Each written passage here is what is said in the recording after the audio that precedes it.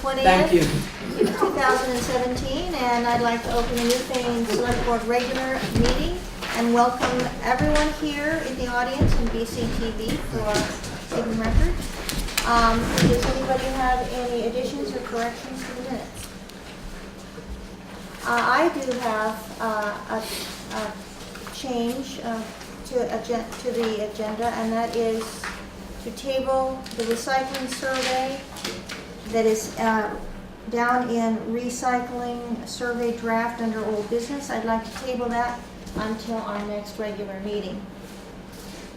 Do you have any disagreements with that? No? Okay. So are you looking for a motion? Yes.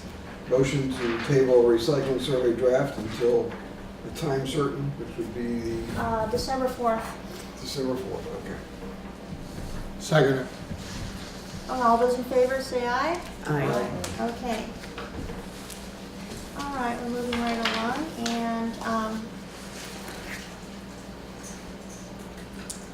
let's move on to the minutes of November 6th, regular meeting, and the budget meeting of November 13th. Do we have a motion to approve those minutes or to correct them? I make a motion to approve. Okay, we have a motion, and I'll second it. All those in favor, say aye. Aye? Okay. All right, we've approved those minutes. Okay, it's on to the road foreman's and the road commissioner's report. Christopher and I have been talking about a part-time person for the winter. Nikki doesn't want to do the job this winter. And we found somebody that's interested in doing the part-time plowing job. So that's David Bertram from Williamsville. Said he would be willing to work his schedule around the storms. And I'm in the process of getting a letter from Nikki that he resigned or whatever, if you need that. Right. We do have a job, I'm pretty sure we have a job description for that position. Okay. Sure. And probably need to talk about how to go forward and, Okay. yep. This guy's very qualified, Okay, no problem whatsoever with it, as far as I'm concerned. okay. What's his name again? David Bertram. Okay. Check with Shannon tomorrow for a job description and maybe an application form. All right. The repairs have kind of continued all over town. We're jumping around trying to find the worst spots and getting them fixed. And if the weather holds out for another week and a half, we should be in pretty good shape. Plus all the 9 sites that you've got the bids on there. Yeah. The ditch repair that we contracted to have those done, those 4 sites, they're complete, I think all but one at this point. So those are finishing up. The new utility truck is in at the dealership, but we haven't had time to go down and look at it yet. And they still have to get a fuel tank for the back of it and install it. So there's no rush on that. River Road Bridge contract, the concrete was poured last Friday. And the heater's been running on it continuously to keep the concrete warm so it cures. They're gonna pave the approaches to the bridge tomorrow. So what's the target date? Have they, Well, the concrete will be cured next Monday. So I think Tuesday they're able to start doing some of strip the forms and start doing some of the guardrail and stuff on it. I don't know when we'll have it open yet, but at least it's coming along now. so if it gets to be, if it snows and has bad weather, you have to go all the way around and, Yeah. I don't know. Yep. He said today he thought by middle of next week. What did he say? Middle of next week. he Yeah. thought. Oh, well, So, that'd be good. Okay, thank you. the Sterling is ready for pickup at Twin State. They think they have solved the fumes in the cab. They've extended a vent hose way to the back of the truck now. So we're gonna give it a try and see if we solve the problem. And the new antenna is gonna be installed on the roof of the town garage tomorrow. So we're gonna start the upgrade to the new radios. So, Well, that should be, pretty cool, a learning curve for Yep. her. Yep. And that's all I've got. Well, I just want to thank you so much for all the hard work, long hours, angst. We really appreciate you and your work and your crew. Thank you so much. Pass it along. Motion to accept. Okay, we have a motion to accept the road foreman, road commissioner's report. I second. We have a second. All those in favor? Aye. It passes unanimously. Thank Excuse you. me, did we forget one of the, we had 2 budget meetings? Did we do the minutes for both, Shannon? I only heard one motion. to Yeah, that's what I approve. only Did heard. you, Maybe it was a I had blanket a motion to approve the regular meeting and the budget meeting. Okay. Oh, you together. did it So it's together? one motion, okay. Oh, okay. I was waiting to hear too. Oh, sorry. Yeah. Okay. did you have a change for November 13th? I'm sorry, what? Did you have any changes for November? No. Okay. So now we are into a lovely task of awarding the road damage bids. Bidding. I abstain myself from Yes. anything to do with this. Actually, both of you need to, well, you need to actually get out of here.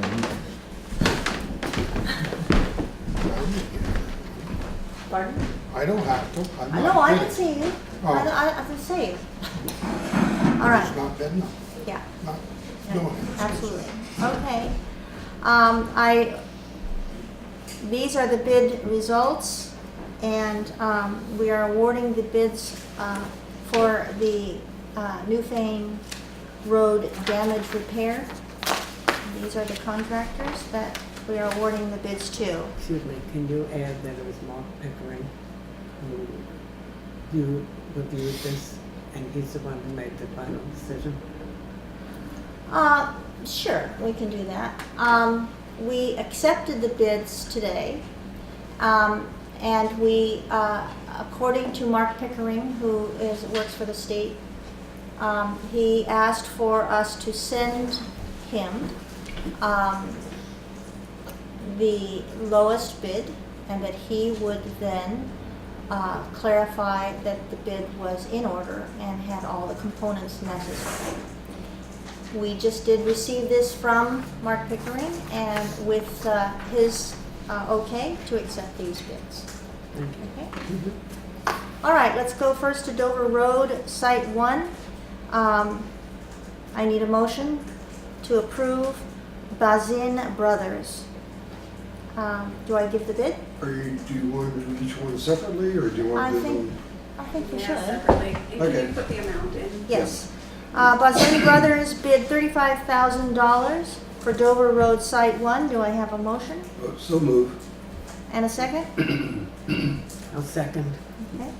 All those in favor of awarding that bid to Bazin Brothers, please say aye. Aye. Aye. It's unanimous. And they were low bidder. They were. These are Okay. all the low bidders. Yep. I abstain. Right. It's unanimous with one abstention. In fact, let's just make it easy. He's going to be abstaining through all of them. Okay. All right, the second bid, thank you, is Dover Road Site 2.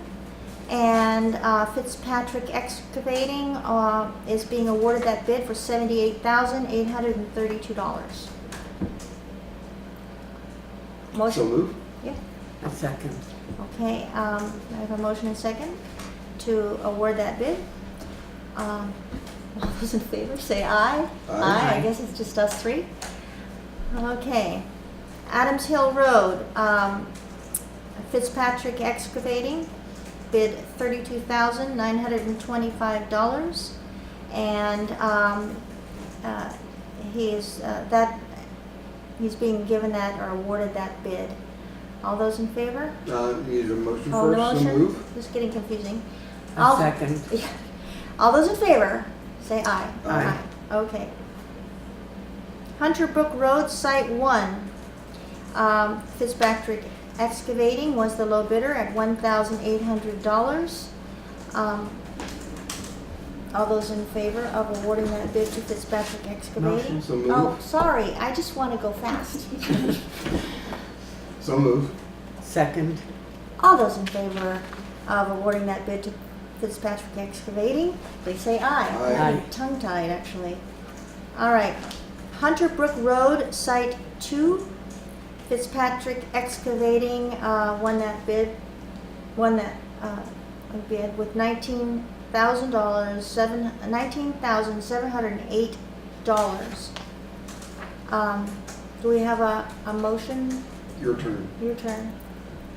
A motion. I make a motion to accept. Second. All those in favor of awarding that bid to Fitzpatrick Excavating, please say aye. Aye. All right, now on to the Hunter Brook Road mid-site. And the low bid here was, again, Fitzpatrick Excavating for $3,800. And then I make a motion to accept. Second. All right, all those in favor say aye. Aye. It is unanimous, yes, it is awarded.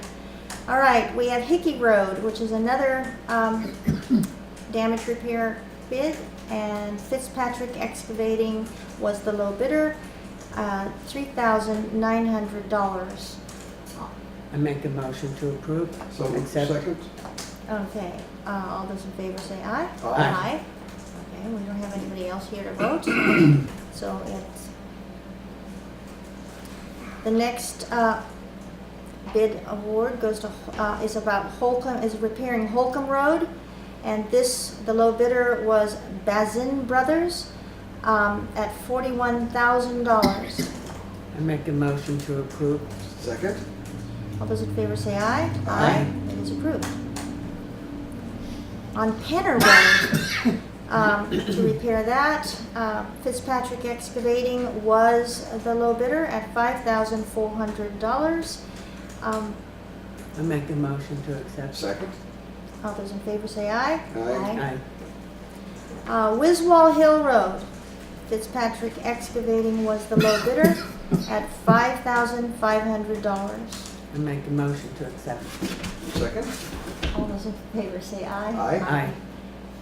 All right. Phew. I was getting tongue-tied there for a moment. All right. Thank you very much. I'm so glad that Mark got back to us tonight so that we can have a quorum to approve these, to award these bids.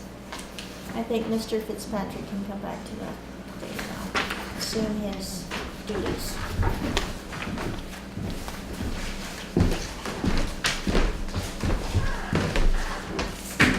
Okay, the next item on the agenda is Peter Novick explaining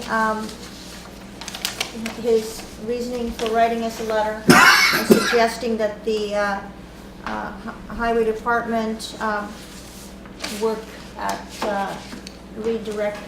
taking care of Adams Hill Road drainage. Well, first, thanks for that.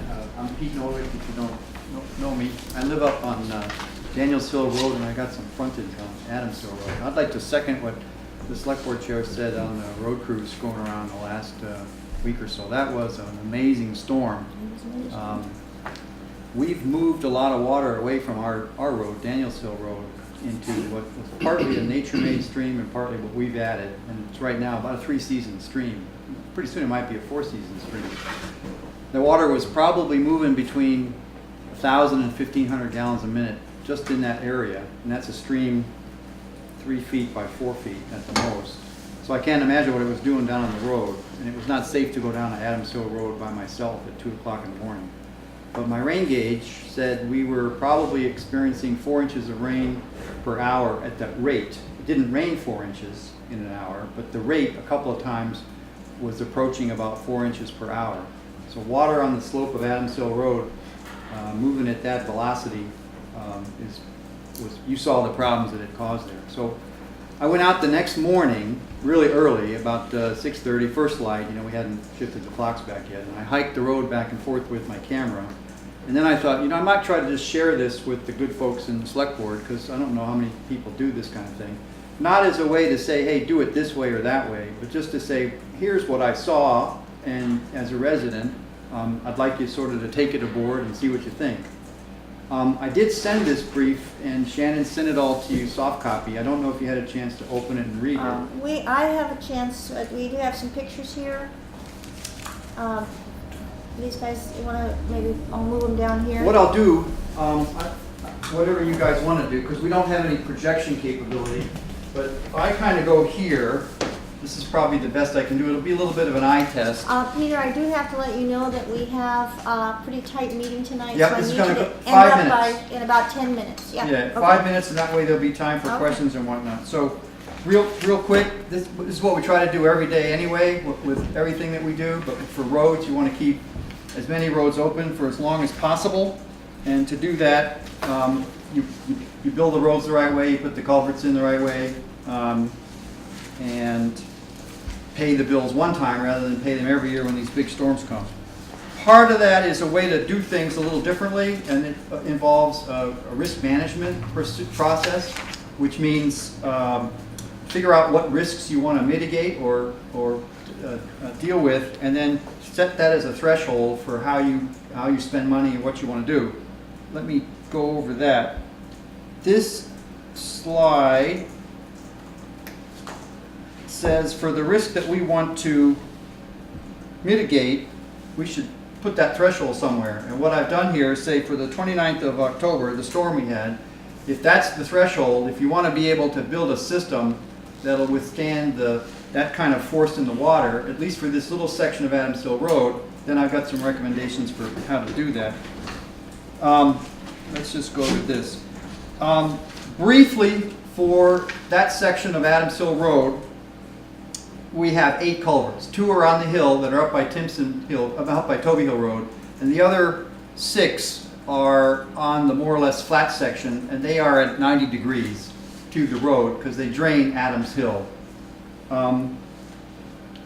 This is Adams Hill Road, you can see here, and I took this section of Adams Hill Road, which has the 8 culverts, and up at the top is where Toby Hill Road connects.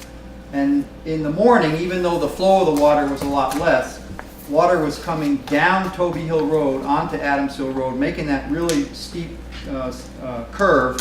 And another stream of water that's up in the woods, that's up higher up there and at a higher elevation than the Toby Hill Road, was coming down and joining that before it got to that first culvert.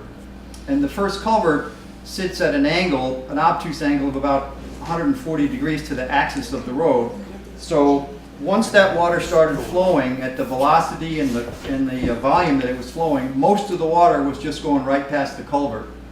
And I took some pictures to sort of explain that.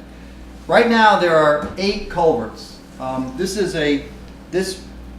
was a ArcGIS product that I got from Doris that I guess the town has now. It shows 10 culverts, but there really are only 8. So these are the culverts in their current status right now. 4 of them are newer polyurethane culverts, and 4 of them are the old galvanized steel. And then the radiuses, the diameters are listed here as well. 2 of these were replaced after Irene. Number 4, which is the middle one, I'm going to talk about that for a minute, and then the one where Daniels Hill Road connects to Adams Hill Road. So this is what it looked like at about 6:30, 7 o'clock in the morning. It's a little difficult to see, but this is looking down into the first culvert. And that damage was probably about, as it says here, about this, you're looking at 100 feet of road length, and it's about 1 foot deep and about 4 feet wide. And it cut that trench probably between midnight and 3 in the morning. This is another view to the south, heading toward the second culvert. And what happened was the water flowed so fast over the first culvert that it breached the berm, and it cut this channel that's again about 75 feet long, 2 feet depth, and a width of about 5 feet. It cut that channel all by itself. That's never been there before, and that goes straight down to the ledge, which is a big problem there anyway, because the ledge won't drain. And so there was a lot of water sitting under there anyway, and as soon as this water hit, it collapsed it. This is the second culvert, and it was also breached. So the water and the road material that was mixed in with the water went over this berm, sort of a natural berm that was there, and kept heading down the hill into the flat part of the road. Then this is the view north toward culvert number 2. I counted them from Toby Hill Road south, 8 culverts. So they're not really labeled that way, but I just did it for functionality. And you can see here that trench was dug out. And this is the damage between culverts number 2 and 3. Culverts number 1 and 2 are on the hill, and they took it on the chin. They took most of the storm.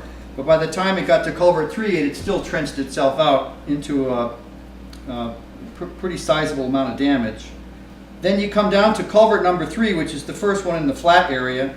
This is Mike from the town garage in the town's grader. He came up right before I took this picture and stopped, and I would have had a cup of coffee for him. I didn't know he was coming up. Couldn't do much with the grader at that point in the morning, but it was nice to see a friendly face come up and try to help us out. So this is going into culvert number 3, which nowadays, because of the changes in the way the water comes off of the hill, this culvert sees very little action. But today it got a lot, and this was the cleanup hitter, if you will. All the damage from culverts 1 and 2 not being able to properly move the water to the low side of the road, this culvert was able to do it, so that's pretty good. Culvert 4 is the main drainage of the north side of Daniels Hill. There's a whole huge hill. We've taken the water away from the road, down through what was a natural stream, connected it to some man-made stream, and we're about 3/4 of the way down, and it disappears into the woods right before the Green Mountain Power right-of-way. And my plan next spring, if I have enough money, is to connect that then and to bullseye this culvert. And what I'm going to talk about is, you can see here when the water hit the culvert, it again spilled over and headed down, and this is a flat part of the road. But the force of the water was so much coming off the hill, it did not go into the culvert and go across. This culvert was replaced after Irene. It made this bend, and it cut all this extra road material out heading down to culvert number 5. I'd never seen that much destruction in what is a pretty flat area. And this culvert, the water, most of the water that hits this culvert hits it on the same axis as the culvert, so it should have done a better job. Why it didn't, I don't know. I'll go through this a little quicker. So between culverts 4 and 5, we're very much on the flat part here. Just a little bit of damage, a little less. Culvert 5 is an old galvanized culvert. It's set, interestingly, it's pretty high up on the inlet side. There's only about 50% of the culvert that's actually effectively moving water, because the water table doesn't go up that high. So it's always sort of, it would never be submerged under the way it's put in. I don't know why that is. If there was some frost heaves under here, or maybe it tilted up.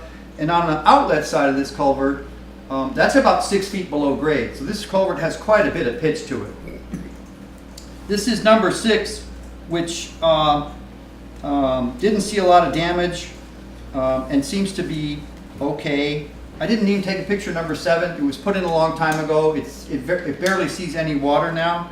And then my assessment here was that if we increase the culvert sizes on the first 2 on the hill, numbers 1 and numbers 2, we probably, if my calculations were right, for that storm, for the storm we saw on the 29th, that microburst of intense storm after a very wet spring, after a very wet summer, that's what we saw. I think larger culverts on those first 2, when there's money and when there's time to put it into the budget, would help out immensely.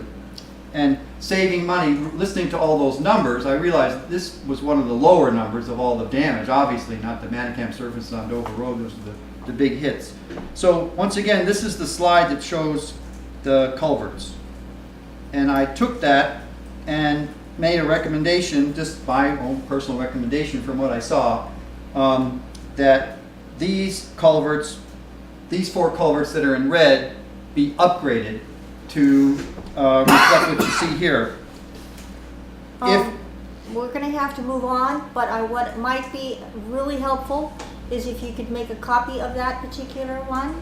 Sure. And after your presentation, I think we know that maybe the road foreman can plan on just taking a drive up there. That'd be great, and- yeah. And taking a look at those Yeah, and I'll put the seeing- coffee on. Yeah, okay, but what do you think about, can you make a copy of that and? Yeah, well, I won't be able to do it right now. That one without a slide, copy no, of no, it. not now, but, you know, I can send it to Shannon and it, I actually have one. I have Yeah, the whole yeah. thing. Okay. There's the copy right there.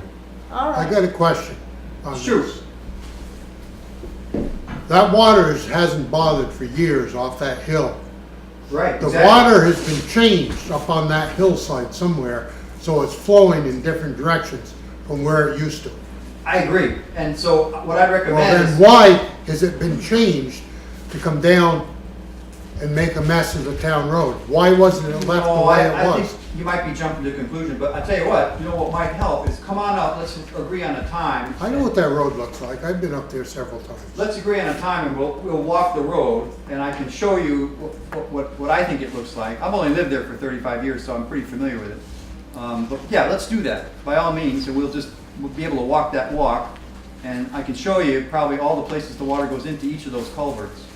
Okay, I think we have an agreement, and we appreciate you coming and letting us know that this is happening, and actually suggesting things that can be done about it. Yeah, let me just do one more thing if I can. 1 Well, minute. Yep, This is the formula for an area of a circle, obviously. And I just want to point out that when you double the area, when you double the radius or the diameter of a circle, you increase the surface of that, the surface footprint of that fourfold. So going from a 24 to a 48 or going from a 18 to a 36 quadruples the amount of water that a culvert can efficiently move.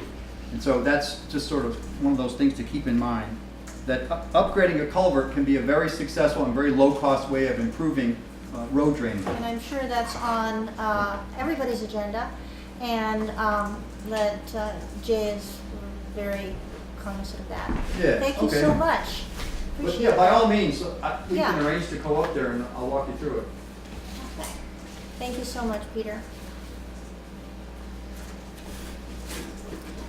Okay, we have an administrative assistance report. The town office sign has been ordered and they came and picked it up last week. You did it. Yep, so it is in the process of being redone. Nice. We have applied for 2 separate Better Roads grants.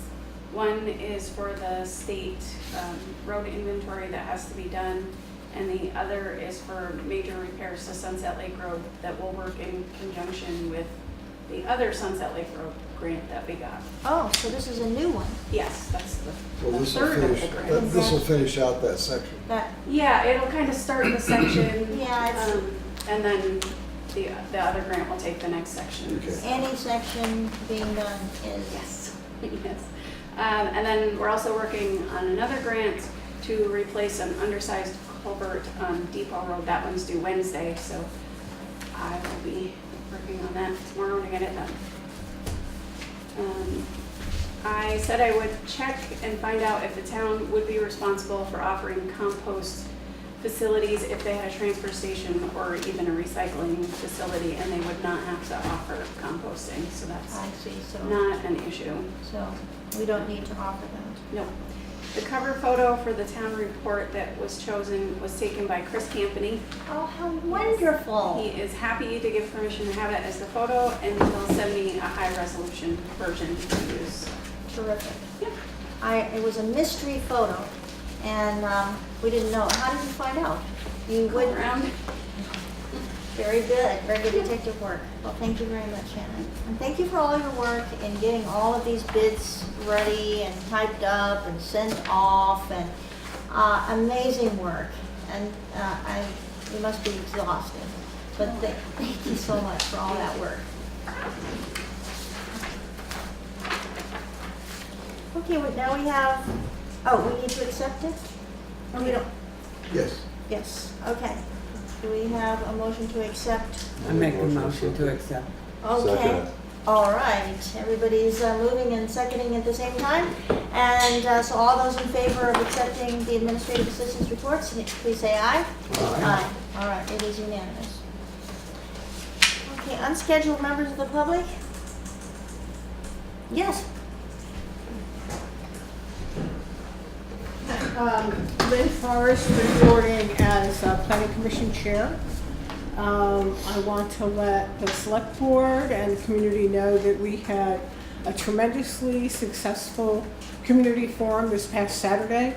We had over 50 people attending, and they were all the way from the end of South Lordsboro Road, the village here in Newfane. We had Williamsville, we had South Newfane, we had Newfane Hill. I think we had representatives from the whole town. It was pretty phenomenal. People expressed their views. We took the different sections of the town plan, which could be land use and conservation and housing and you name it.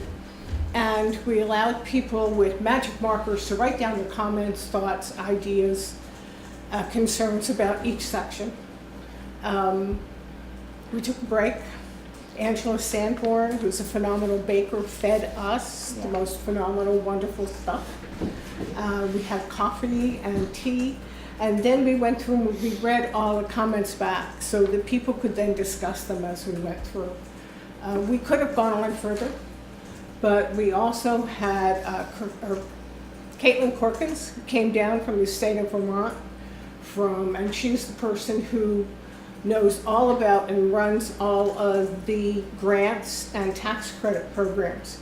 And if you know anything about the state of Vermont, to have somebody come down on a weekday to get permission to come down to the town and make a presentation was pretty amazing. She did a phenomenal job, answered all kinds of questions. We even had some representatives from the Towns and Planning Commission come to hear her talk.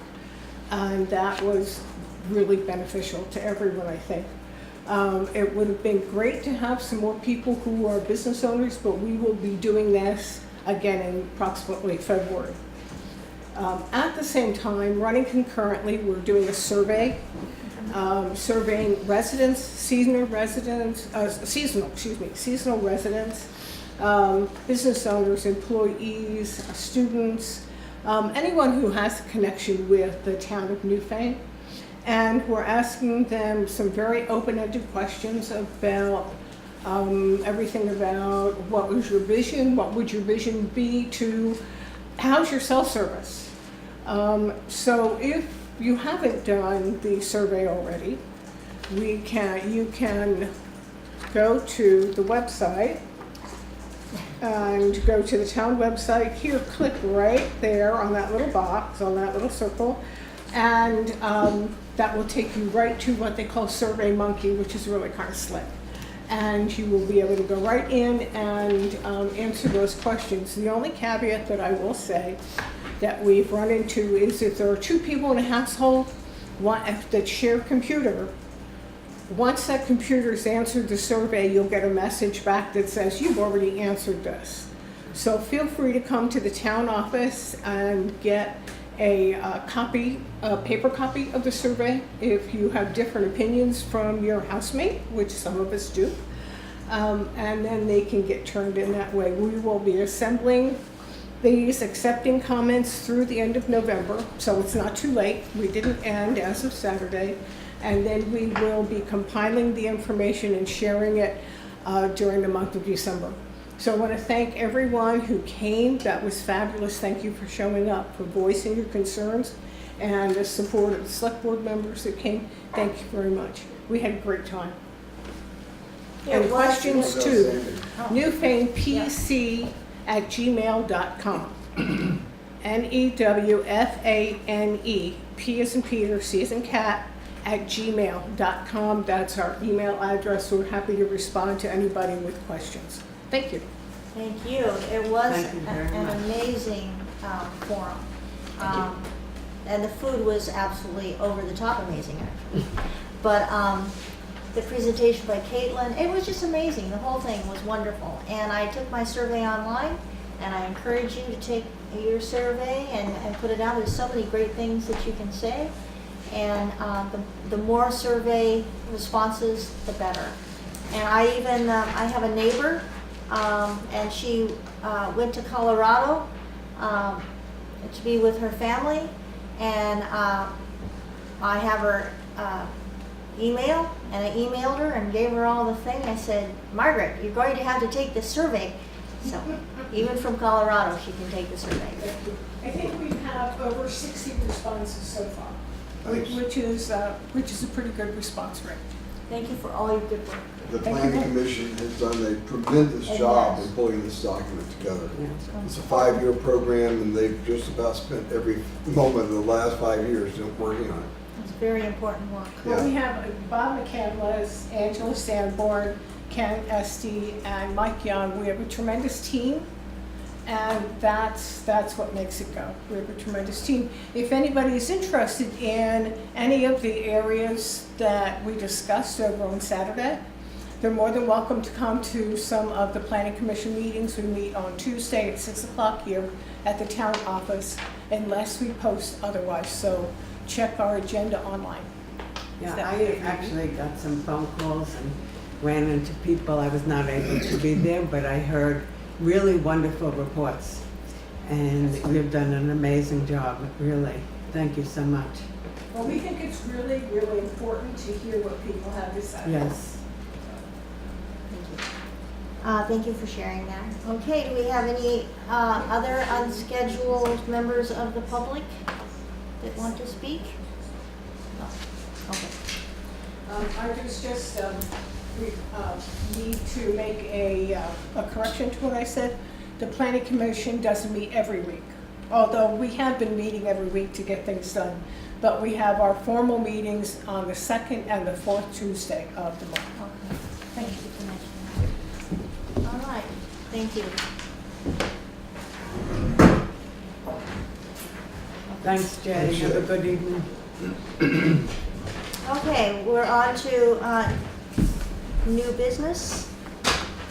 And we have, did you want to speak? Did you want to say anything? Baker Brook Road right-of-way. We received a letter. And, I'll find it here somewhere. Over here. And we read a letter from Nancy, how do you pronounce her name? Reese, Nancy Reese. We responded to her letter with a letter of our own, and she responded to that letter that the letter that we responded with. Who responded? When did we Well, we get this? sent a letter and she responded. Right. Right. Yeah. Yes, and so I can read the letter, or I think what I'm going to, would prefer to do tonight is I'm going to leave the letter here and have it be open to anyone who wants to come in and read it, and No. to the select boards who want to Read it. It should be read into the record. She's accused me of stuff, and I want the public to know I make a what, motion to read it. Pardon? I make a motion to read the letter. Okay, we have a motion to read it. Can you just repeat this again? You said we got a letter. Who's we? The select board. Select board. And then who she responded to accused me it? of Wait, stalking. no. Sent a letter regarding obstruction in the roadway. Right. She then responded To I the, see. to the To letter. the to the select. letter. To the letter, yeah, right. Okay. And this is another letter. She responded once and then she responded again. But there was no other town correspondence, just the. Okay, thank you. Okay, so. Town of Newfane. Would you like to read it? Sure.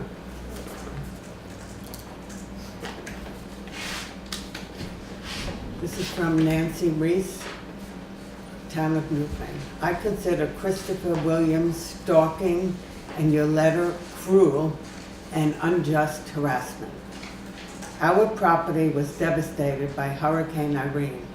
Bit by bit, I've saved money and tried to repair the damage caused. While repairing our lower yard, I took special precaution not to cause any problems concerning sight line, road work, plowing needs, or drainage. We just had the worst rain ever since Hurricane Irene, and there was no drainage problems. There were no drainage problems. It is in confirmation with all upper road properties and others in town. In talking to neighbors that go by every day, they can't imagine what the problem could be and enjoy the improvement. Why would you specifically want to drain water onto our property when the entire other side of the road is vacant and unusable? Do you have any line in the sand as to just how much harm you can cause a resident/taxpayer?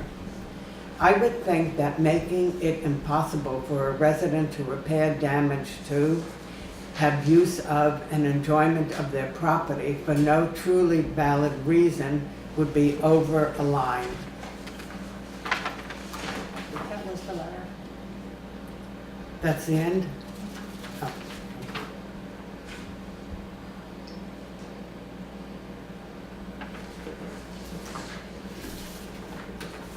Any discussion or response? Yeah, Well, I think it's kind of bold remarks to say somebody's stalking him. Yep. When, I mean, he's a road commissioner. This is built in the road right away. Right. I mean, it's been brought to the road foreman's attention.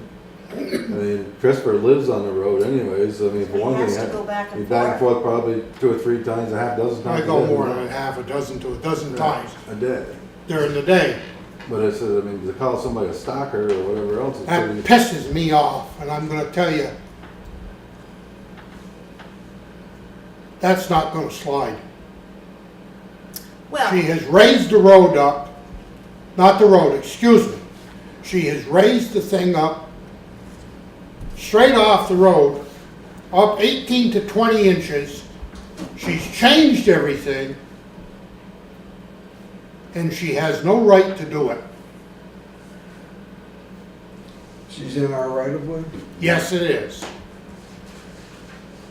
well, I'm wondering if we should make a motion to send the letter to our attorney, Rich Carroll, for review and advice. I would even consider that if she's in our right of way, that we send her a cease and desist letter from Right. Chris. Oh, because somebody happened to hit that, and she's built something like that, that's a lawsuit against her, too. Yes. Well, I'm wondering if we should check with Rich Carroll before we actually do that. Well, that's what I'm saying. We talked to Rich about what he Absolutely. recommends, but he's probably gonna say she has to move this and send a cease and desist letter. The stalking bothers me the most. I don't stalk her. I sure the hell wouldn't stalk her. Okay, so, do I have a motion? Move to refer the matter to the town council. Okay, we have a motion and a second to refer this issue and this letter to Rich Carroll, our attorney, for review and advice. Yes. All those in favor, please say aye. Aye. Aye. Oh, Steve. And Christopher is abstaining. All right.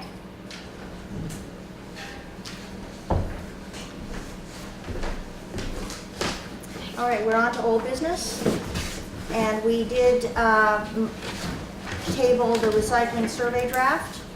And so we are in a good position to invite you to stay for the the administrative assistant job description review and adoption. Put all these together. Okay, you should have copies of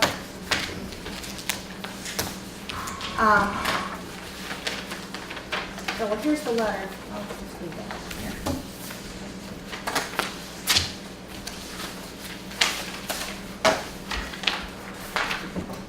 Should have copies of the I don't know, I have 4 copies of job descriptions. The 207, which was never signed and is not, but it's here.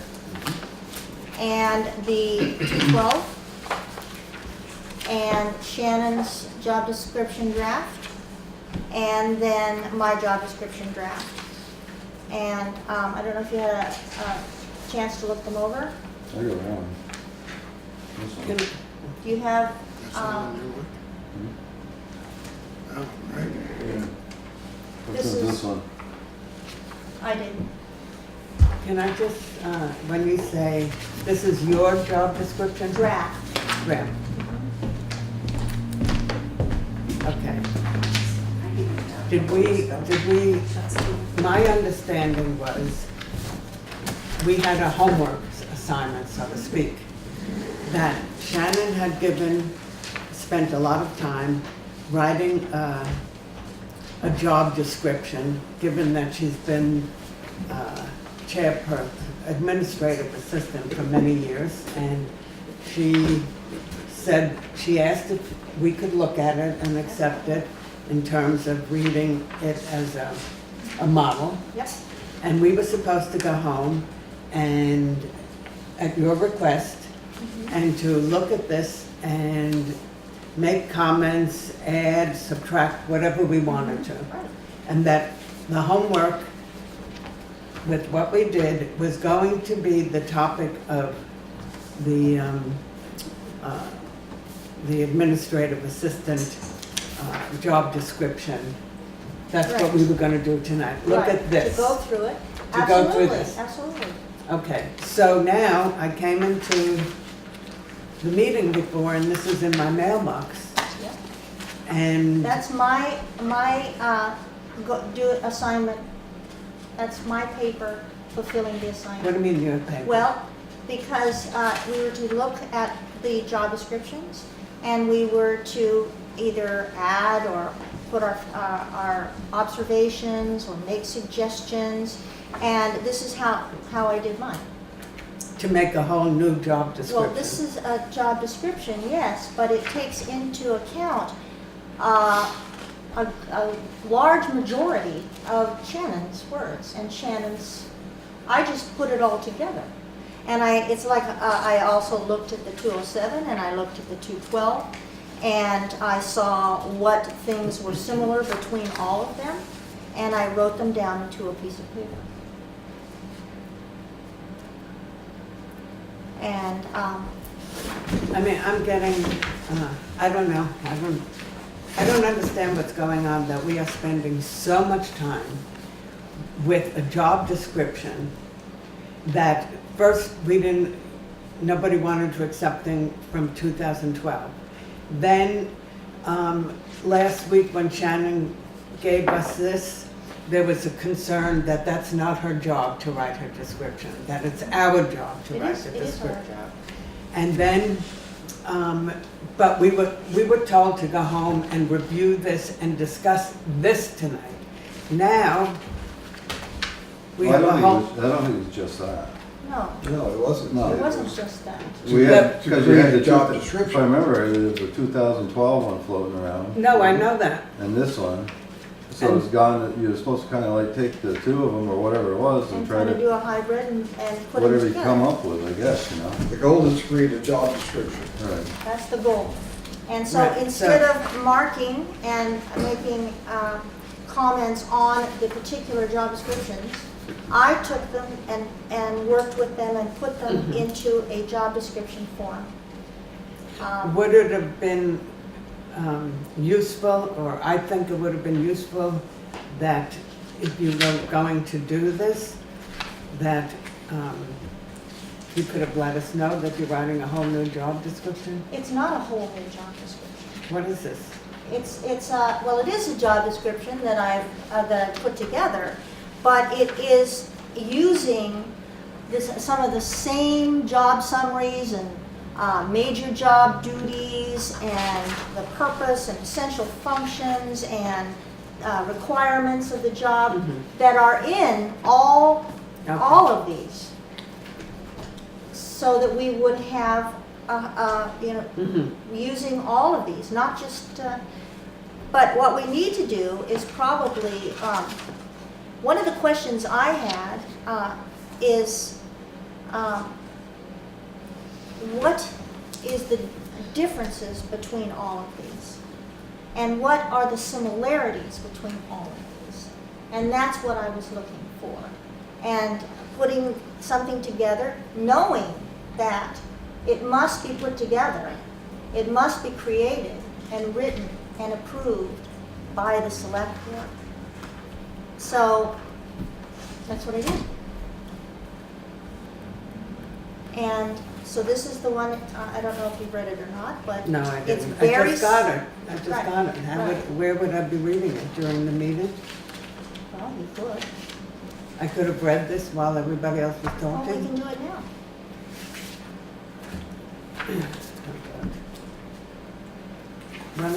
Why don't you continue with the meeting? Okay. So has anybody had any, has anybody come up with, let's start with, okay, we'll start with job summary.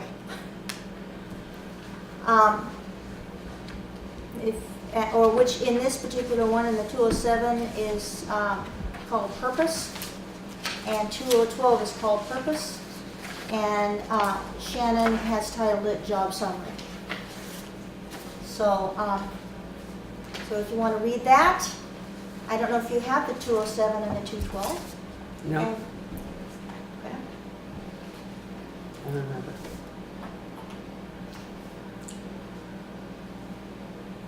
Oh, do you want to read it or not? I have these. Okay. I think we can all read it by ourselves. I don't have to read it out loud unless you want me to read it out loud. I No. don't think so. We don't need to.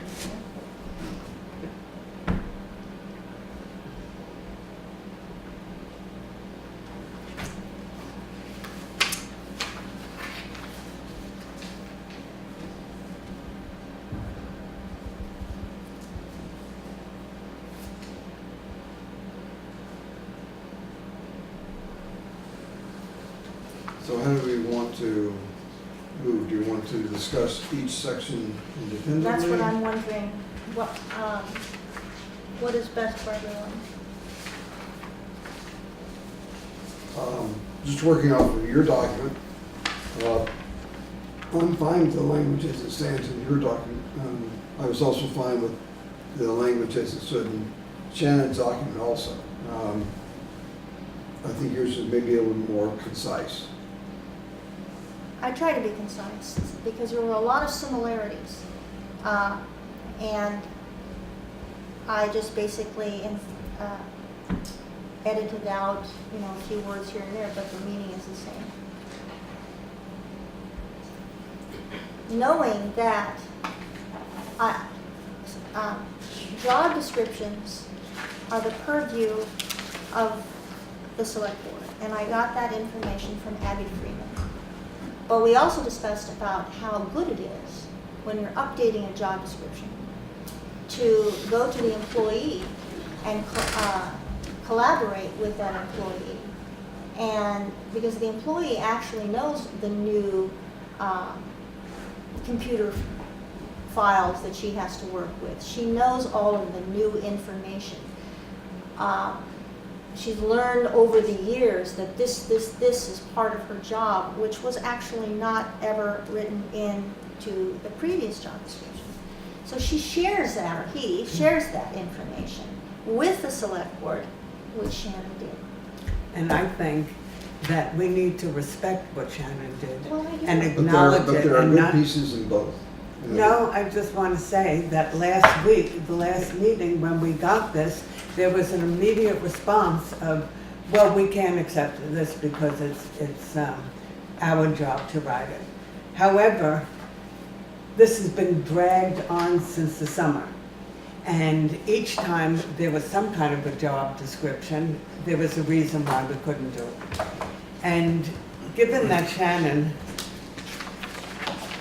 spent a lot of time going through detail and detail and detail of what she's doing as a job, doesn't mean that anybody else is going to be like Shannon. They might do it differently than they, but I would like to see that Shannon is acknowledged, because She it's is. in, well, it doesn't seem that way to me. I It think just you- doesn't seem that way. Marion, I think that with No. all due respect, I think you need to let all of us work through this process. I know, but I can express my And opinion. you can, but I think that we are in the process of trying to move forward, and we need to go through that. If at the end of this, you still felt like that Shannon's work has not been recognized, then I think that's a good time. But I think as we start to dig into this, that we should go through it section by section, pull out what is good, and come up from that with a unified job description, taking the best of both or all four of the job descriptions which are there.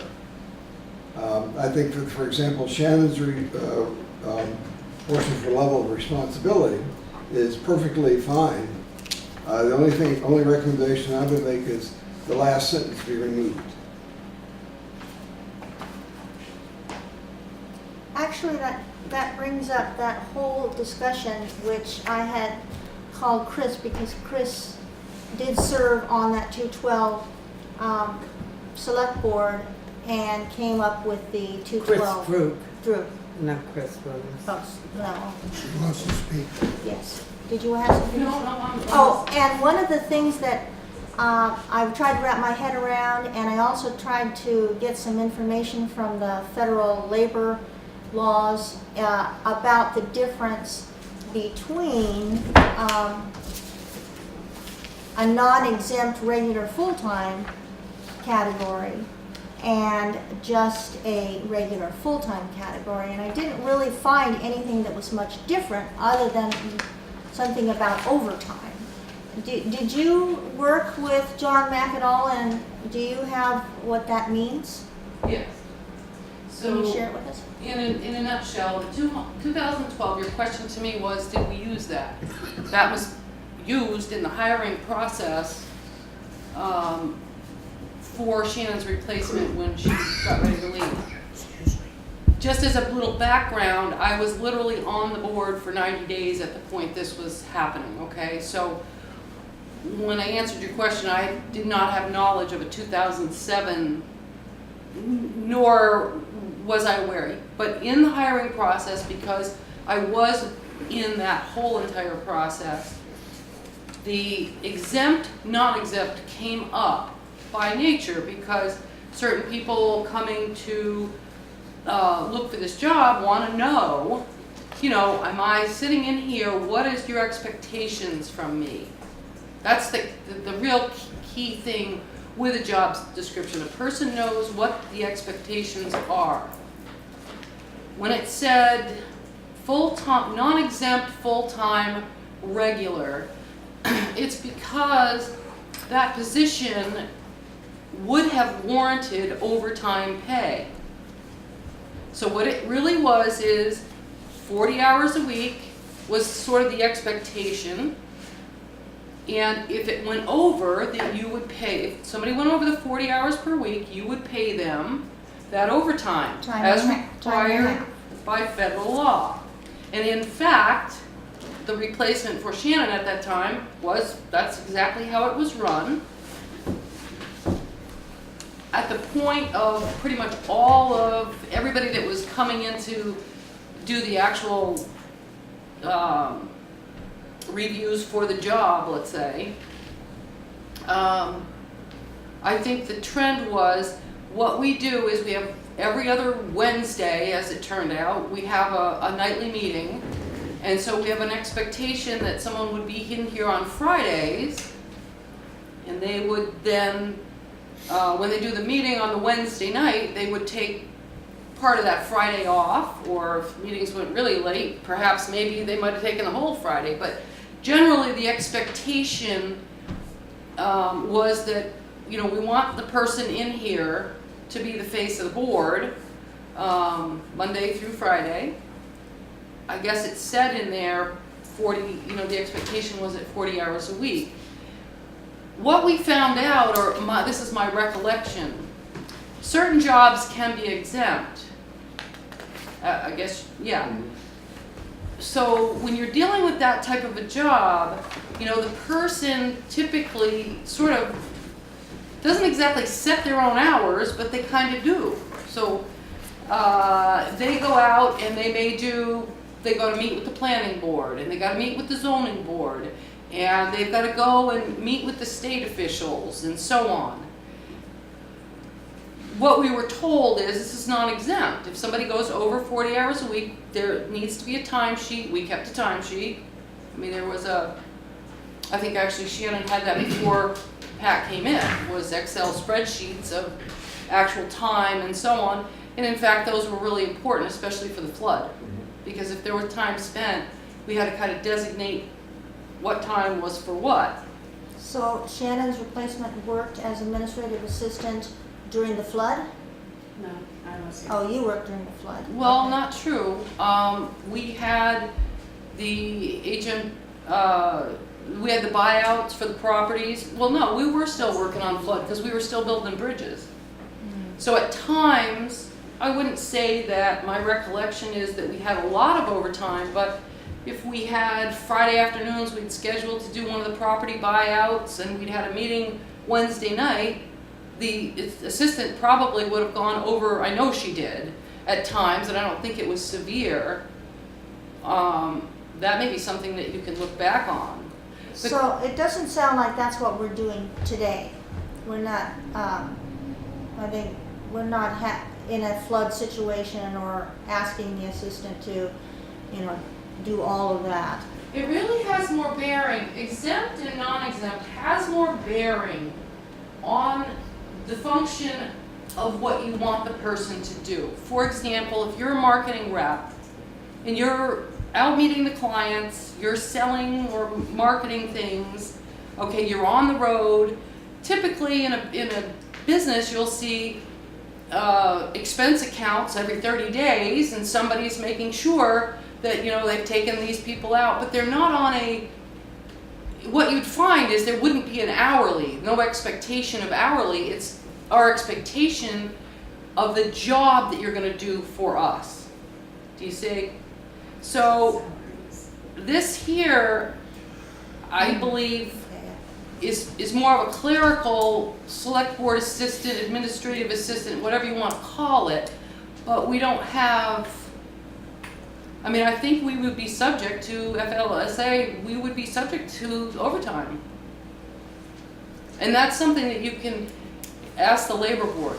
Okay, well, here's the definition. A definition of non-exempt employee. Most employees are entitled to overtime pay under the Fair Labor Standards Act.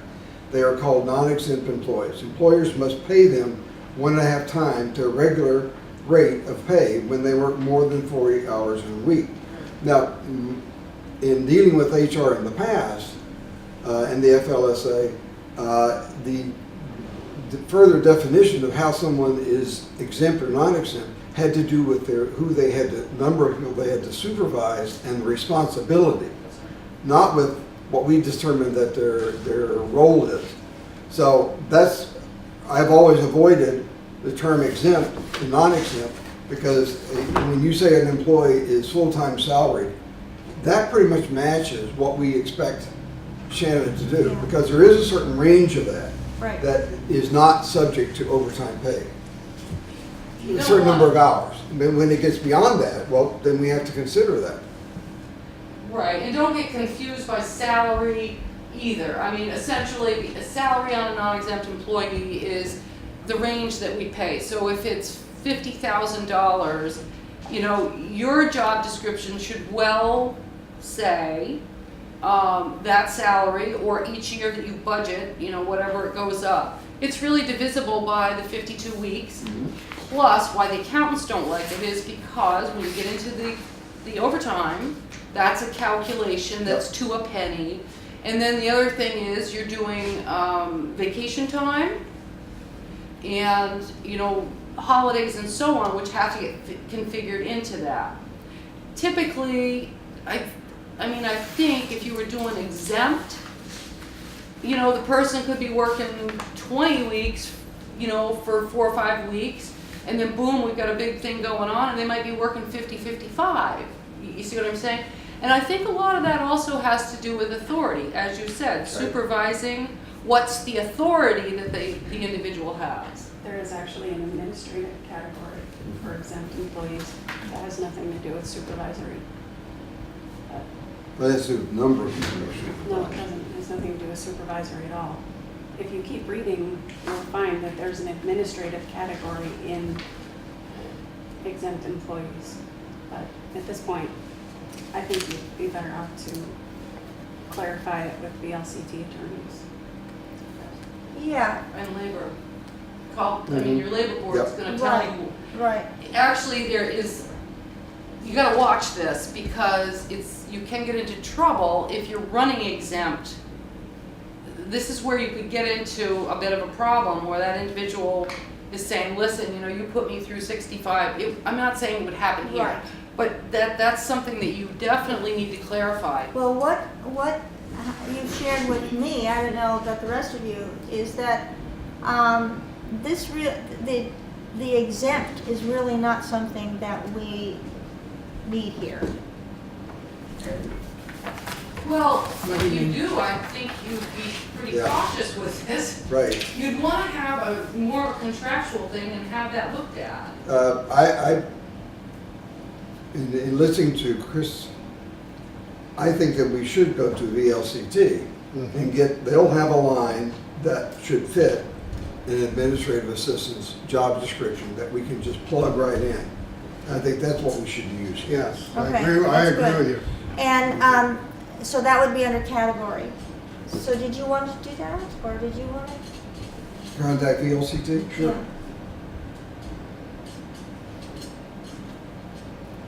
It's definitely full-time, and I think actually Shannon works more than we all know. Because I've sat on the board.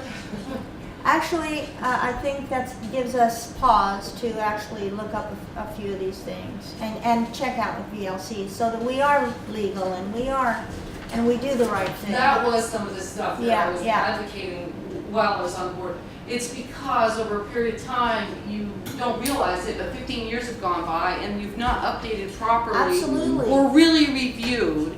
And the second thing is, it's up to the board. You guys represent the whole town, the whole town. It's, the job description is what you feel is needed on behalf of the town of Newfane. Right. I mean, it's a hard thing because we're small and we get into personality politics, as I call it. No need for that. It's like, what's the expectations that we think that the town needs and what do we need to do this?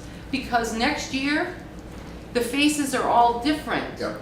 And you go 5 Absolutely. years out and nobody remembers what happened 5 years ago. Well, And one of the it's things that Abby really Freeman important. did say is select boards are very hesitant about making job descriptions. It's a lot of work, and when I came in, looking back at some of the job descriptions we had a job description that was currently being used that was dated 1996.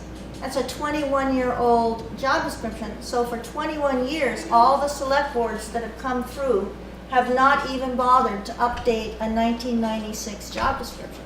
And so, that's part of the personnel policy that we're held to the fire to, is we are to keep these things current, updated, and offer our employees an annual review and evaluation. That's You the cannot current even personnel do that without a current, updated job description, because you don't know.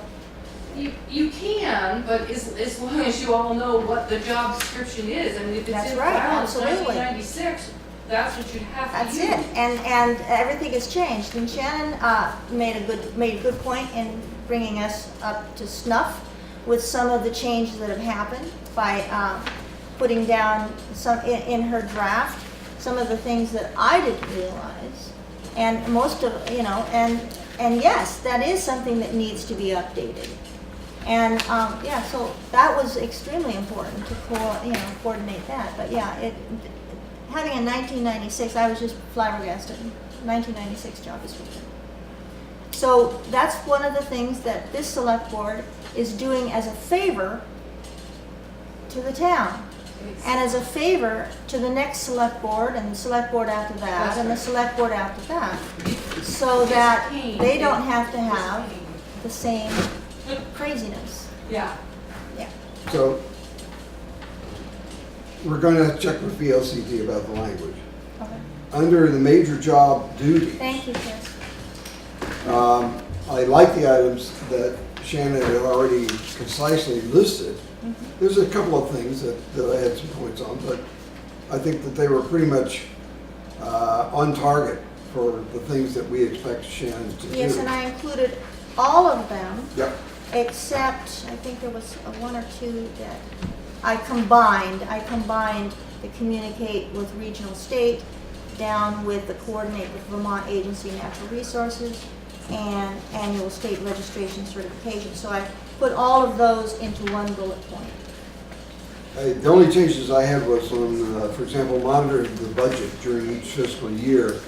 I added to that, in conjunction with the treasurer. This is about 1, 2, 3, Yep. three bullets Yeah, up from the bottom of the first page. Yep. Income and expenses.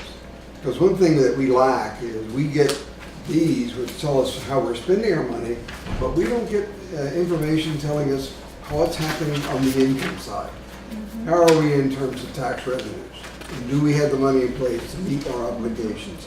That'd be a nice piece to have included in our regular And information. the one that I have, which takes into consideration that point, says monitor the budget during each fiscal year, working in conjunction with the town treasurer, that's just word for word. And then I added prepare budget status reports, revenues and expenditures. That's actually, the treasurer actually does that every Yeah. month. But for us If we just got one. yes, we just got one That to comes see, from her. to prepare it, copy it, whatever it Yeah, no, takes. that's not me though, that's the treasurer. Yeah. She gave that to us rather than you. Yeah. Obtain background data to assist board in making sound financial decisions, providing updated information. So it's similar, but we could strike out that one sentence. But yeah, so maybe we should go, maybe we're gonna have to kick this can down the road again. And, Well, I think we're making progress. all right, we'll keep making progress. Chris, I have a few questions. Given that we want to update job descriptions along with what century we're in and what year we're in the century of 2017, where more and more articles in the New York Times business section or many other places on television, it talks about the fact that in the internet computer age, it is acceptable for employees to also work out of their home at times, that they don't have to be physically on site. So with that, for example, it was recommended or requested recently that Shannon works on Fridays here in the building because she's supposed to be working 40 hours. Well, I've come in here. She's the only human being in this building. And nobody else is here because everybody else takes Friday off. And I don't know how Shannon feels about this, but I have a concern about security. If nothing else, why is she sitting here by herself on a Friday when I've not heard of people complain that Shannon doesn't do her work? All I hear about is that acknowledgements that Shannon works very hard, and even if she's at home, people take what do you call it? They take the leeway. They give themselves permission to call her on a cell phone, and call. I mean, Shannon could say, "Listen, I'm not at work. I can't talk to you," but she doesn't. She works with people out of her home, and yet on a Friday now, it's requested that she spends time here when she can easily do those jobs at home and not be in a possibly in When we risky consider- situation. And the here. question is to Chris? Yeah, I'm talking Oh, to yeah, Chris. no. Yeah. Well, Since since you it's were subject bringing to this up.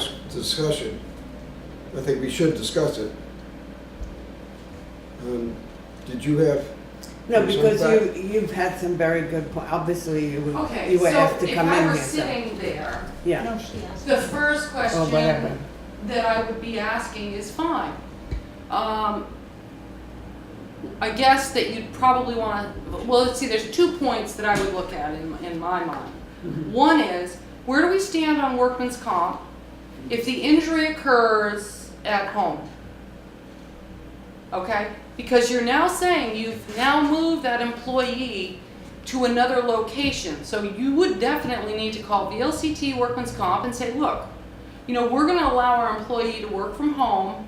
How does our policy make sure that we have that provision? And what do we need for record keeping to make sure that if it's a trip and fall on the back stairs over there, as opposed to here, that we know, we don't have any question about it. So a comp claim comes in for that employee. They now do an investigation. They say, well, wait a minute, were you working? Well, you show records that, you know, every Friday morning the person is working at home for ever so many hours, and, you know, they'll tell you how to make sure you've got yourself set. The opposing side of this is, what again is your expectation? This can change, but Pat and Shannon, apparently after Pat, worked on Fridays. And yes, the office has building been by closed. themselves, Yes, and no security guard around, no nothing. If you're Yes. talking about looking at workman's comp and rules of protecting I'm somebody. not making an argument, Mary. I'm just saying No, to I'm look at this asking you. piece. The point is, does the public, it's not a matter of can't she do the work. Of course, she could type at 12 o'clock at night.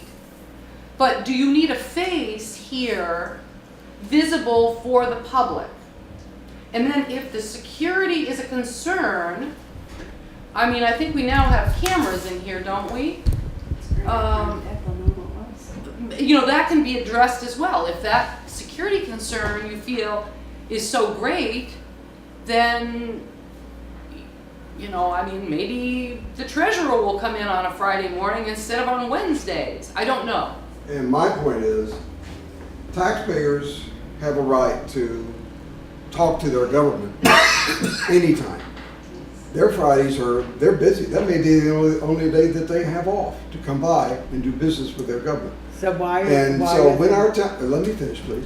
When our town government is closed on Friday, then the citizen has to go, the citizen services are not provided, and the citizen has to come back on their own time at another time that's convenient to them for a reason that I'm not really sure of. I'm not sure why our offices are closed on Friday, and I'd love to have, you were on the board for quite some time, why are the offices closed on Friday? I don't really know.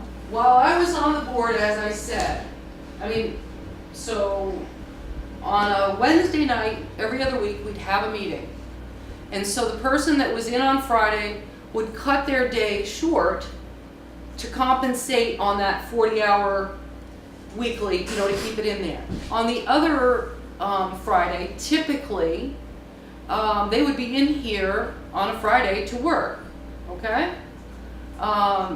We didn't have any, to my knowledge, we didn't have any problems with, you know, somebody worrying about security, and at that point I don't think we had the cameras in here.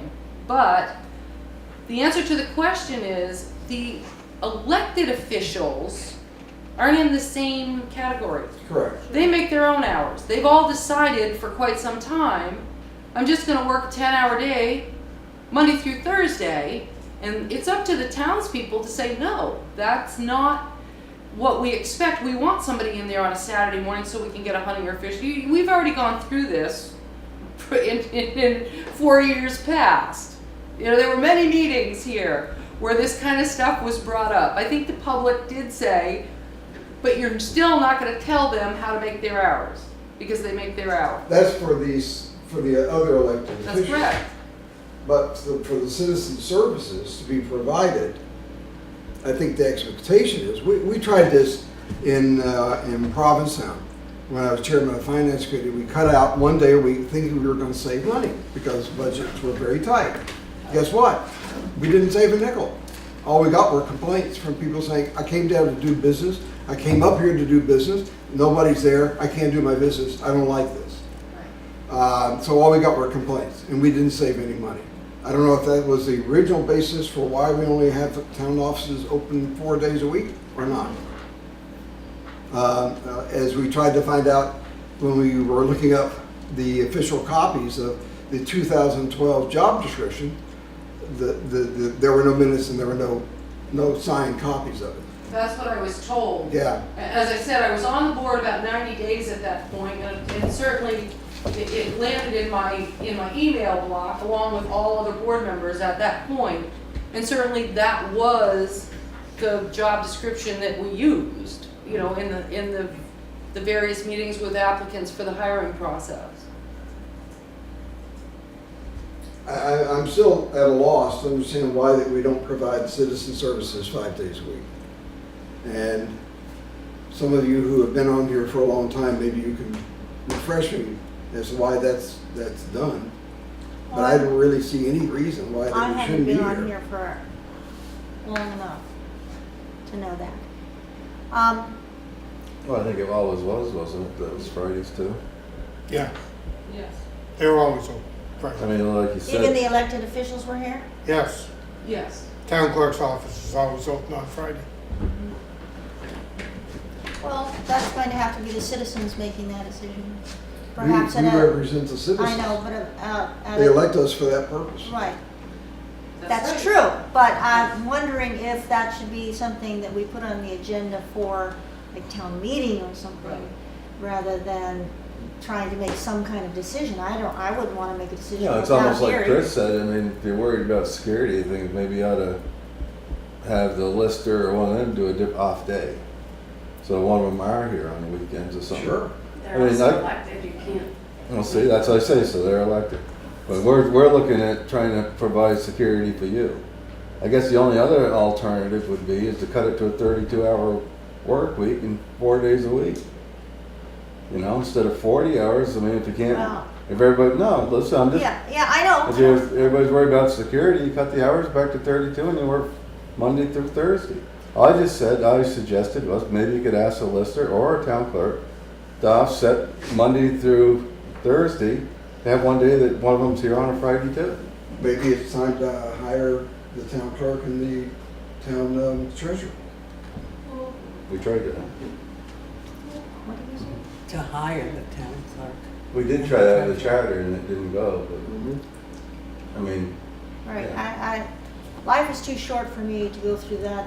I don't think it's necessary, personally. I think you live in a small enough town. I think that you can get, was my opinion back when I had to stand up for the charter. That is an ordeal.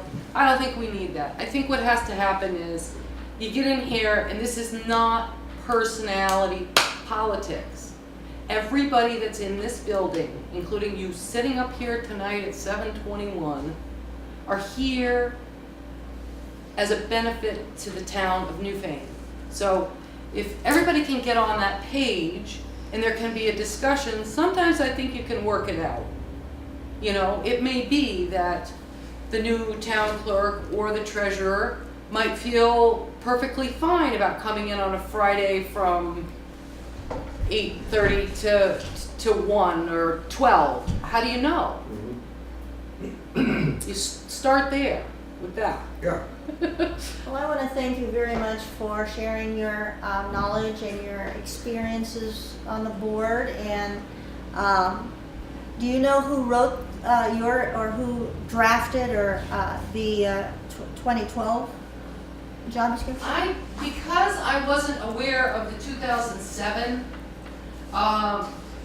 this, obviously, I think I sent you an email that was with. Yes, that's the only way I was able to find it. Shannon may be able to 2012. answer that better. I mean, the CC was to Shannon, I don't know where the document, I would assume the chair got the document, and I don't know whether it's materially different from the 07 that you're talking about.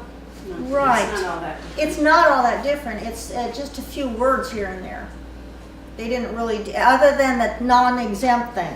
That was the biggie for me. I said, what the? But it doesn't sound like the non-exempt is what we're doing and we're expecting today. Well, we'll find out from VLCT. Right. And we'll use whatever their guidance is. They also both said that salary was negotiable based on 40 hours per week. And that's one thing in Shannon's, she did not have that it was a 40-hour-a-week salaried full-time position. That's down at the, further down in the terms of employment compensation benefits. I didn't see it. Why don't we wait till we get there? Yeah. I'm just using Shannon's copy because I've had time to review it more Right. closely and mark it up. On the second bullet up from the bottom of the first page, assist town employees, elected officials. Which one are you reading?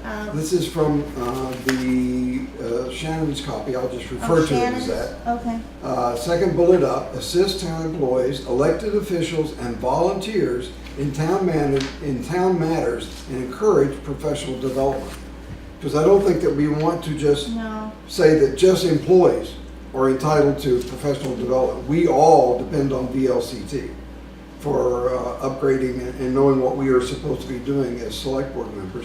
And I think that some of the volunteers, such as the planning commission people, they have also taken advantage of this. And I think that probably as a simple point in this, Shannon would be fine to play that role as just being the counter person that tells people, okay, there are these things coming up. We want you to be as developed as you can be, because when we have better volunteers, we get better select board members.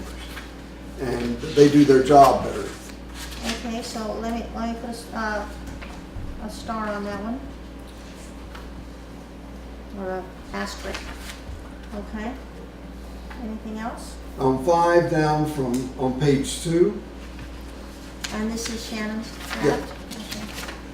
5 down on page 2. Yep. 1, 2, 3, 4, 5. Be informed. No, pursue questions. Oh, pursue questions.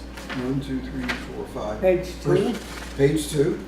Pursue Questions questions. of legal nature. Yes, I have that Okay, also okay. written in, added to the draft I did. And I just added to that, pursue questions of legal and policy nature with VLCT. Because some of the things that we have are not necessarily just legal. Sometimes we need help in drafting policy. So I think that Shannon being the spear point for that is an excellent responsibility, because would one of us want to do it?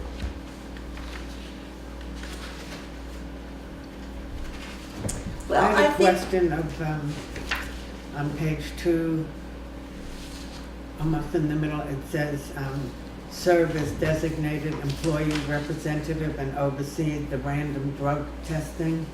Do we do that here? That's- And is it on a consistent basis? Quarterly, yep, Quarterly, yep. And I'm the designated employee representative. okay. Because it I can't be put that anybody on. on the road crew. Mhm. I did put that on the draft I brought. Yeah. And see, that was never, that was not on the 207 or the 215. All right, thank you so much. I appreciate you coming and sharing the differences and all, and also giving us a lot of ideas that we need. Thanks, Chris. I think, I'm sorry, go ahead. Go ahead.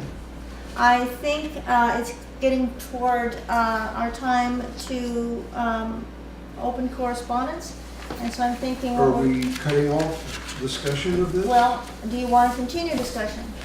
I had a question.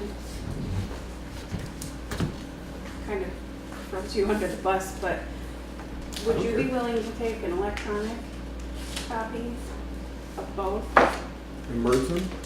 I wouldn't mind. You know, do Sure. whatever you need to do to make Yeah. a document that To normalize them? can be sent around? Yeah, that's fine. You would do that? Yeah. So if you sent him Perfect. electronically, yours I'm would just file. very thankful for anybody who wants to step up and help. Yeah, absolutely, thank you. But then our markups may not, other people probably have other things that That's they've marked right. up in these documents, and Do they may you not have make any that. input or mark, draft. things you marked that I you, think you've covered a lot of it over on this side with just that too, so. I did, I try to do that. And also be somewhat true to 215. I mean, as far as working from home and stuff like that, I mean, I don't think there's really any need in it, is there? Like that? Can you say that again? I wouldn't think there'd be any need to work at home. Oh, Well, there are times, rather than take a personal day because it's all ice and I can't get in here, it's never been an issue before to work from home. And most of us have done that when it's bad weather because, you know, I can get hurt on the way here as easily as I can in here or at home. So But I mean, that's- it's something like that even too, I can see, but I think it'd have to be with, like, with permission from somebody, right? Like, you'd have to call the chair or something, at least let them know or something.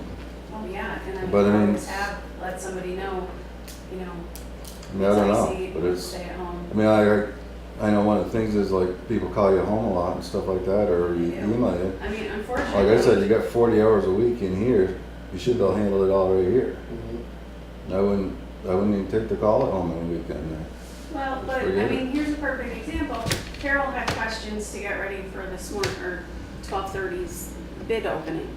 I mean, if she had time on Sunday to ask those questions, why would I wait until Monday to answer them? She's I trying to did prepare actually herself. email that with the expectation that you would email me back on Monday. Okay, well, But it does, yeah. that's fine. But I get calls, I had But I mean, surgery. I agree with Gary, because I mean, I have heard a lot of people say that there's nobody here on Fridays. I mean, it's, Right. you know, it And should I be can tell 8 to you, if I'm 4:30 here every by day. myself, I generally keep that door locked because I do not Right. feel safe in here Right. by myself. We could put easily one of those doorbell with the camera things, so if somebody comes to the door, you can see who it is. But Point of, I just had another thought. Are you using your personal computers at home? I mean, are we providing the resources for that at-home job, or how's that going? no, I have my own. And so all the backup and everything that you're doing there goes on here? It's called Log Me In, Yeah. and so I can log in to this computer from there. So she operates her own computer from home, from here. This, when we say own computer, we So all the records are they're all here. backed up and preserved? Yeah. Okay. Yeah. Okay, any other observations by either one of you, or things that you noticed that you want added or deleted or changed, or make sure that they're in? Just one last. One last, okay. One of the challenges that we have as a select board in reviewing the performance of any employee is walk with the goals that were set for the previous period and how have we done on achieving those goals. And I think that probably one of the things that should be under terms of employment compensation and benefits is goal achievement. Have goals been set and that they've been achieved? And so we have something that she can set and that we can measure against when it comes time for a performance review. Wouldn't that, so just the generic goal, this is going to be, you know, this is just a generic job description. Would that be taking place during an evaluation? Well, yes, That's but what I would it needs to think, be yeah. part of our, that we will I be, don't think that's in anyone else's either. it probably isn't, but it should be. That, you know, there should be in our policy a statement about goal achievement as part of the annual review process. Can you make a statement on that and then I- share it with us? That's the reason I brought it up, see if anybody else was in the same boat, or am I swimming along with the Well, crocodiles? I've never had that on any job description that I've Really? written, but then most of my experience is back on the West Coast, so I'm not sure what's appropriate here. yeah, I would think it's part of the review, It is, yes. yeah. So, and when you're talking about all the things that are required for a job description, I think, you don't think that that's Well, I'd like to see your, stated and expected in a job description? I'd like to see what you have to say, so if you write it down and share it with us next time, because Right. it looks like we're kicking this can down the road. And, but it is my goal And I don't know if it's anybody else's goal, because that is, it's like pushing a train uphill. I'm sure nobody really likes to have to go through all this and write job descriptions, update them. But someone has to stand up and say, we're going to do this year. And that's what is, and the reason for the most part is we had such a tough year with employees leaving us in one way, and also retirements and other reasons, and we had looking in the personnel file and finding that the job descriptions are 20, in order to hire someone new, the job description of that particular job is 21 years old. And after the shock is over, then you start to think, what else needs to be updated? And you see a whole plethora of things that need to be updated. And so this is not a fun part of being a select board member, but it's something that the citizens are wanting us to do, so that they will have an updated personnel file and that it's ready to go and can review it. I couldn't agree with you more, and I also applaud the planning commission and what they're doing, because that will then give us goals and objectives that we can use as a basis for setting our own annual goals and objectives to see how we're doing as a select board. Most of the time, we're flying by the seat of our pants, and sometimes the seat of our pants is kind of worn out. Or they're not even available because Yeah. you can't find them. Exactly. So this would help us to really start to achieve things on behalf of the town, starting with our employees and moving right up through this board and through the planning commission and the DRB and all the long-term plans for the town and its activities. I've always felt that the employees are one of the greatest assets to the town. And if you don't take care of your employees, then you're going to really up a creek. And one of the main thank yous you can give to your employees is an evaluation annually. This tells the employee that we value you, and we want to let you know how much we value you by giving you this review and talking to you and taking your suggestions and moving forward. And this has not been being done. And on this watch, I wanted to make sure that we're moving forward to take care of our employees in that way.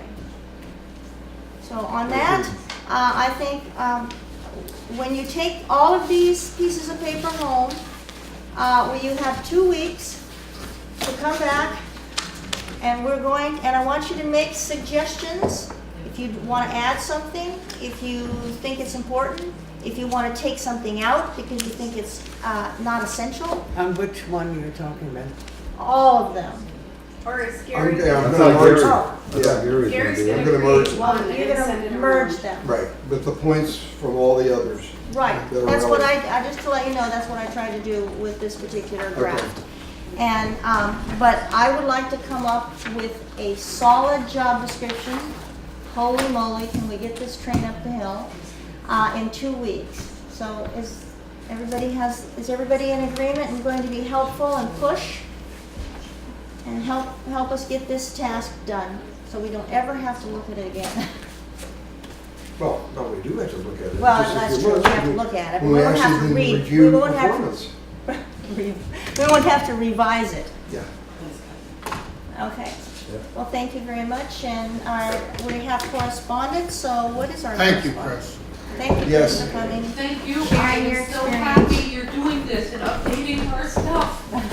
I think the people, the we townspeople would be happy to have Oh, that. we didn't, We're not adjourned. oh, I thought we were adjourned. No, we're still moving. Okay. Thank you, Chris. We do have one letter of correspondence, and it is from Johanna Gardner. Would you have to read it? Somebody would like to read this? Does it have pictures? I'll read it. You could draw some.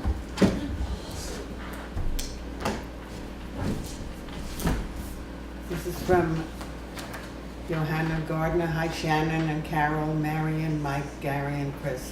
As you know, I posted to FPF, which is Front Porch Forum, recently about recycling. I got a number of responses, one asking that I send a brief outlook of the choices via FPF, which I hope to do today. Another response informed me of Westminster's way of dealing with recycling and trash. While expensive, when figured out per month, it is not too bad. Below is a brief description of the service, which is like hiring a hauler, only it is town-wide. Ruggiero, is it Ruggiero? Ruggiero provides hauling to the whole town based on an annual contract. Once a week, each household puts their trash bag and recycling out by the street, and it is collected by Ruggiero, who takes the recycling to their facility in Walpole and trash to the landfill in Peterborough. Each household gets 52 3-gallon bags and unlimited recycling pickup. Extra bags are $3 each. This seems like a great system for encouraging recycling. Per Russ Hodgkins, the town manager of Westminster, they saw a drop from 80 tons of trash per year to 35, with an increase in recycling. However, the price tag reflects this service. For Westminster, it is $200,000 for the year, or roughly $12 per household per month. The population of Westminster is perhaps a little higher, and they have 90 miles of road to cover. Number of households, miles of road, all of this would have to be factored into the Newfane cost. So I'm going to put this out there on the FPF posting today, and you can include it in the options to be considered. Best, Johanna. Interesting idea. Very interesting. Wonder if we could all have a copy of this and take it home, rereading it, maybe crunch numbers.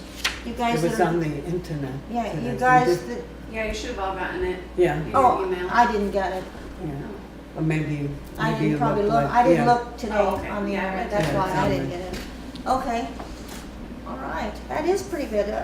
Maybe some of you math whizzes will crunch the numbers, and we can talk about this next time? Or do you want to talk about it now and crunch the numbers? Well, I'm gonna have to go soon. I know. I don't know if you can go by that, try to do the same numbers in this town. Yeah, I think we, Table it? There's a lot more people, we're a lot closer together and everything else, so.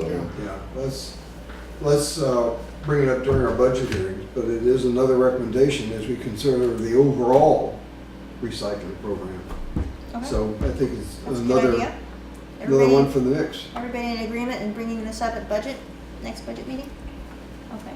My problem is the budget meeting, we have to know what the people really want to do before we try to get a bunch of money together.